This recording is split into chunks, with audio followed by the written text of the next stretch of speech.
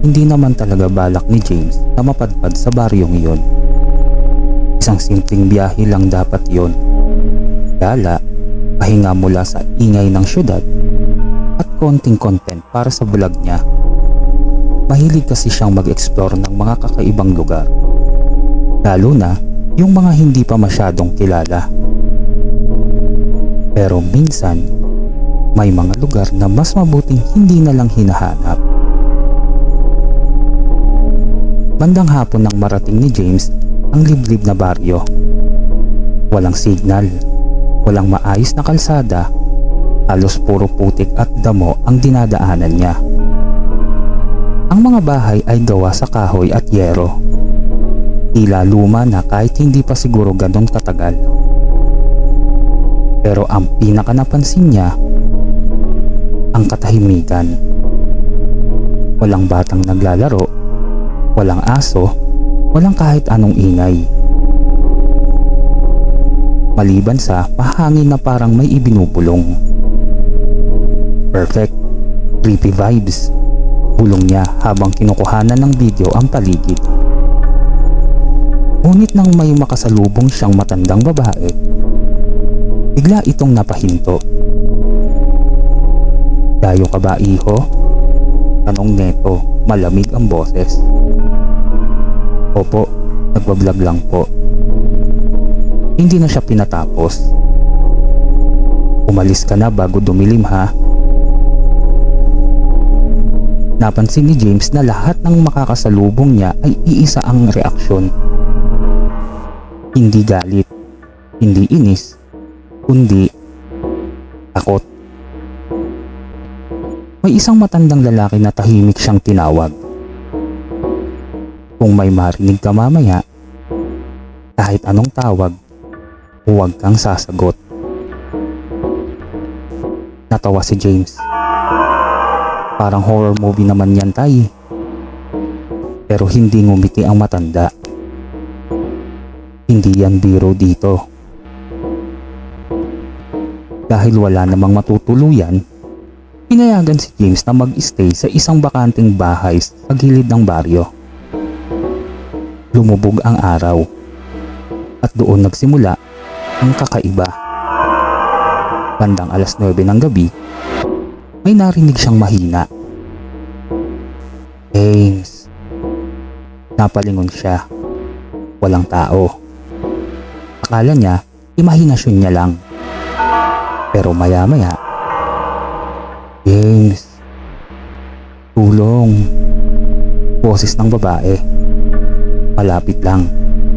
Palabas. Lumabas si James.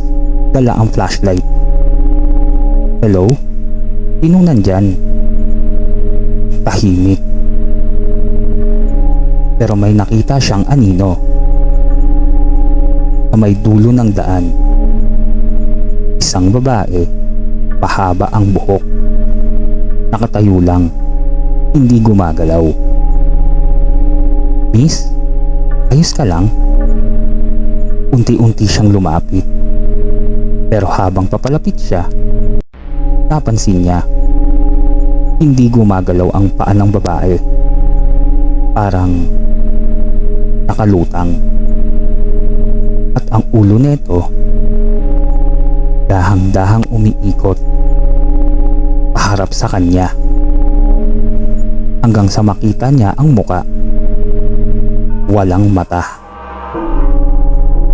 Biglang tumakbo si James pabalik ng bahay.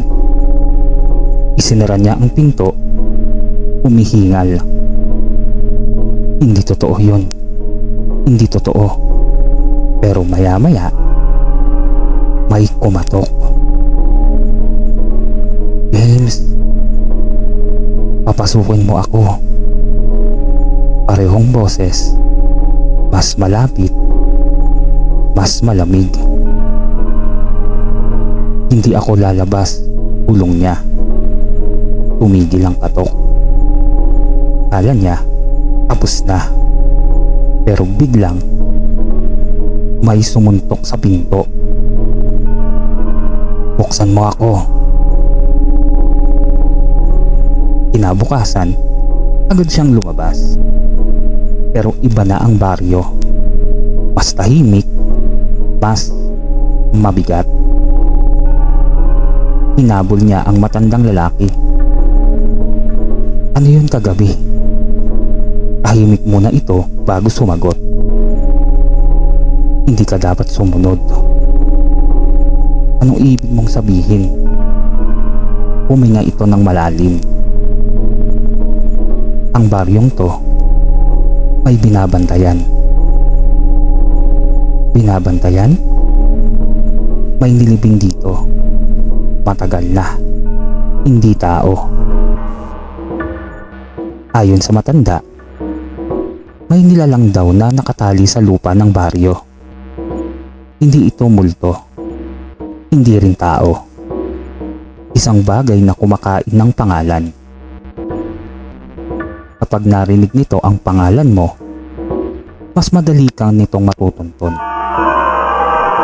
Kaya pala, lahat ng tao doon ay hindi nagtatawag ng pangalan. Pero bakit ako? Tinawag ka niya kasi sumagot ka. Sinubukan ni James umalis agad. Pero hindi siya makaalis. Paikot-ikot lang ang daan. Parang hindi siya pinalalabas.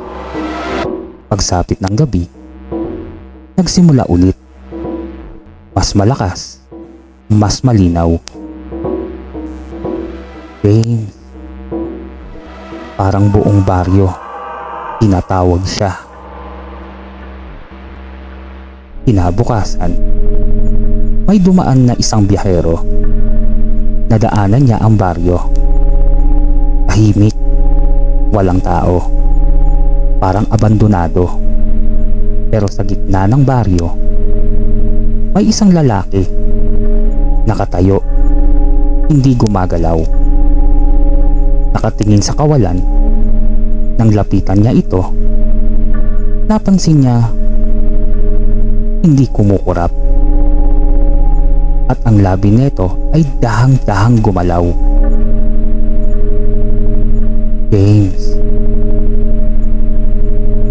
Simula noon, may bagong kwento na ang baryo. Kapag may dayo na dumating, may maririnig siyang bulong sa gabi. Parehong pangalan, parehong boses. At kapag sumagot siya, hindi na siya makakaalis. Dahil sa baryong yun, hindi ka nila basta pinapatay. Ginagawa ka nilang bahagi